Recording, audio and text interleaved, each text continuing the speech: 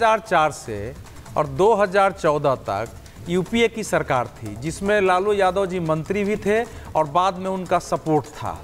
उस काल में बिहार को क्या प्राप्त हुआ, ये भी तो ये तो देखने की आवश्यकता होती है ना। और जो बात हो रही है, जो 1,25,000 करोड़ का पैकेज था, वो पैकेज बिहार में गया है, उस पर सड़कें बनी है, उसमें अरे भाई बरौनी के कारखाने में आप कैसे बात करें, एक एक पैकेज के हिसाब से। अच्छा, एक सेकंड, ईयर वाइज था पूरा, पूरा नीति आयोग के लालू यादव जी ने पूरा वेबसाइट पर है। सुनिए अनुप्रिया जी, कहीं कुछ नहीं हुआ। एक बार सुनिए, मैं गुरु प्रकाश जी आपके पास आऊं से पहले एक बार अनुप्रिया जी के पास सुनिए। लालू जी ने एक ट्वीट किया, उन्होंने कहा एक घिसा पिटा हट है ये बजट, जुमलों की रट है ये बजट, गरीब और किसान के सपने कर रहा बंजर है ये बजट, आम आदमी के दिल पर खंजर है ये बजट। अब ये ट्वीट किया है लालू जी ने। अब मैं ये सवाल पूछना चाह रही हूं अनुप्रिया जी कि जो बजट में मिला उस पर विपक्ष हमला ये कर रहा है कि ये सरकार आपने बचा ली, यानी कि इतना दिया कि नीतीश कुमार सरकार के साथ बने रहे। वहीं दूसरी तरफ प्रियंका जी कह रही कुछ नहीं दिया, कुछ मिलेगा भी नहीं इससे। अनुप्रिया जी। सुचरिता जी, आरजेडी और आरजेडी के प्रवक्ता देखिए अपनी पार्टी और अपने नेता का चरित्र और अपने नेता के सर्टिफिकेट को यहां बता रहे हैं कि सारे लोग 10वीं पास नहीं किए, नौकरी तो नहीं मिलेगा, झुंझुना ही बजाएंगे। और बजाए भी, जनता ने भी झुंझुना दे दिया, बजाते रहिए विपक्ष में। ये क्या जाने जो पार्टी, जो परिवार की पार्टी है, जिसको परिवार की राजनीति करने आती है, जिसको बिहार की जनता से नहीं मतलब, जिसको अपने परिवार को सत्ता में बिठाने वाली राजनीति से मतलब होता है, और बिहार की जनता से उनको क्या मतलब। प्रियंका जी, तो उनको खिसियाई करेगा भाई, ये लेके आ रहे हैं बिहार के लिए, बोलेंगी, चिल्लाएंगी, अरे भैया गड्ढा को अरे प्रियंका जी सुन लीजिए, मत चिल्लाइए, बहुत समय है चिल्लाने के लिए। अरे दो महिलाएं, देखिए वहाँ महिलाओं की इतनी खूबसूरत तस्वीर आ रही है निर्मला सीतारमण के साथ। बजट के बाद संसद में देखिए जो महिला कर्मी है सारी निर्मला सीतारमण के साथ हैं और बड़ी चेहरे पर मुस्कान है। तो चेहरे पर मुस्कान रख के महिलाएं बड़ी अच्छी लगती हैं, दोनों वो चेहरे पर मुस्कान रखकर बात करते हैं। अनुप्रिया जी बात कंप्लीट करेंगे पहले। अनुप्रिया जी।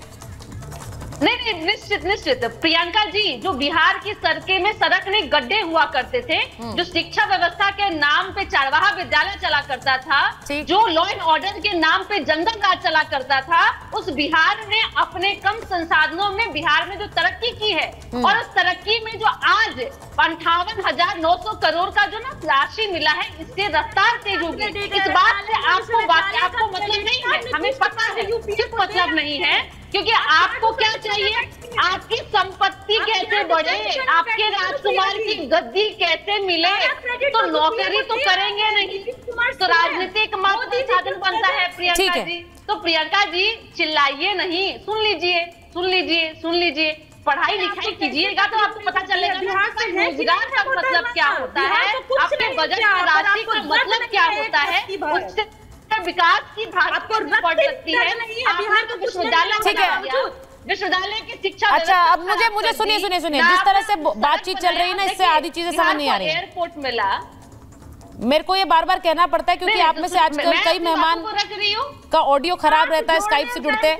एक बार सुनिए जो बजट पर बात हो रही है। मैं आज कई बार आमतौर पर जब बजट भाषण खत्म होता है तो उसमें चर्चा ये होती है, विवेक जी को स्क्रीन पर लाइए, भाटी जी और गुरु प्रकाश जी। मैं एक बार जब बजट खत्म होता है तो चर्चा ये होती है कि किसको क्या मिला, किस सेक्टर्स को फायदा हुआ, किसको नहीं हुआ। लेकिन आज अखिलेश जी के बयान ने इसको बड़ा इंटरेस्टिंग बना दिया। वहां बजट खत्म नहीं हुआ था, यहाँ अखिलेश जी का बयान आ गया था, सरकार बचाने वाला बजट, और सबसे पहले रिएक्शन उन्हीं का आया। फिर ऐसा लगा कि सबने वही वाली लाइन ले ली है, ऐसा लगा एजेंडा तय हो गया कि ये वाला एक हमला करना है सरकार पर।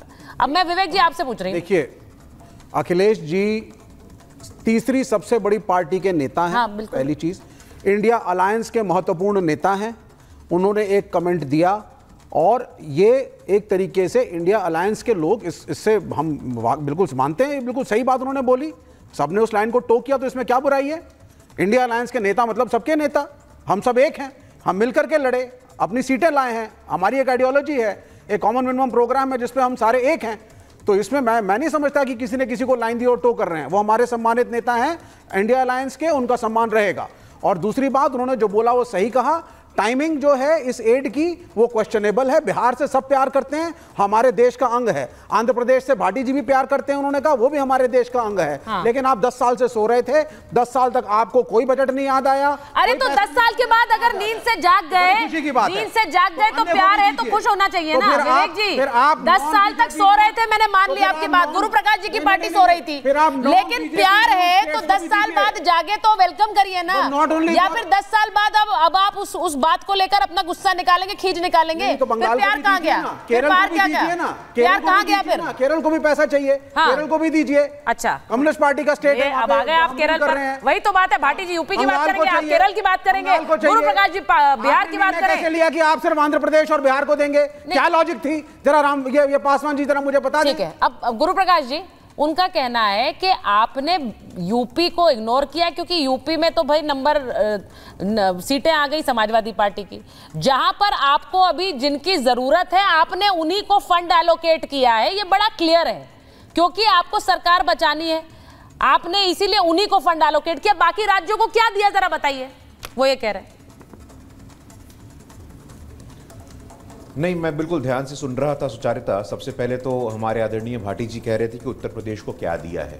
3,47,000 करोड़ पिछले वर्ष दिया था, आज उससे 10% बढ़ा करके 3,80,000 करोड़, लगभग 4 लाख करोड़ केंद्र सरकार का उत्तर प्रदेश को आवंटन हुआ है। उत्तर प्रदेश में भाटी जी कितने मेडिकल कॉलेजेस थे, कितने एयरपोर्ट थे, कितने एम्स थे, कितने एक्सप्रेसवे थे? तो मुझे लगता है कि अगर समग्रता से हम डिबेट करेंगे, तथ्यों के आधार पर डिबेट करेंगे तो ठीक होगा।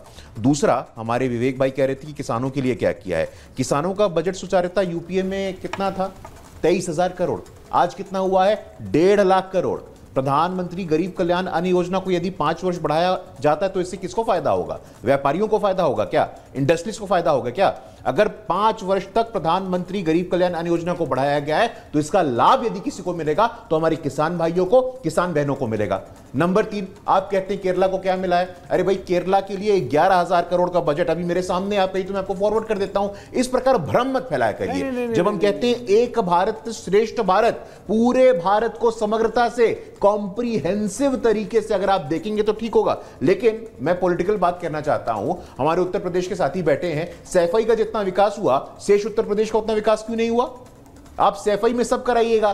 सैफई में बॉलीवुड के फिल्म स्टार को आना है तो एयर स्ट्रिप बन जाएगा, एयरपोर्ट बन जाएगा, सफारी बन जाएगा। अरे भाई, बनारस ने क्या गलती किया था? बस्ती बहराइच ने क्या गलती किया था? सुल्तानपुर ने क्या गलती किया था कि वो लोग वंचित रह गए, लेकिन सारा का सारा पैसा सैफई में दे दो? तो ये पॉलिटिकल बजट नहीं है। मैं पुनः बोलता हूं कि पॉलिटिकल बजट नहीं है, विकासोन्मुखी बजट है।